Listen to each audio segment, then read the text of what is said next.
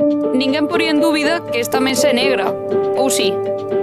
Se non crees que a mesa é de color negro, por que si crees a xente que che di que hoxe en día non hai liberdade de expresión e que non podemos decir o que pensamos? Decir que hoxe en día non temos liberdade de expresión é unha trola bastante grande. De feito, no informe Freedom of the World, España ten unha puntuación de 90 de 100, o sea que non me pode estar contando que non temos liberdade de expresión. E que con isto podemos decir que España está entre os países con maior liberdade de prensa. E que non nos podemos olvidar que aquí houve unha ditadura que durou 40 anos, co cual, nin cancións, nin libros, non existía liberdade de prensa, polo tanto, había censura. Ca chegada da democracia, isto cambiou radicalmente, e a día de hoxe podémonos expresar libremente. De feito, está recollido como artículo 20 na Constitución. Hoxe en día temos a responsabilidade de proteger este dereito, xa que é noso. O que pasa é que isto non ampara a xente que tira bulos nin que dé información falsa. A democracia é poder.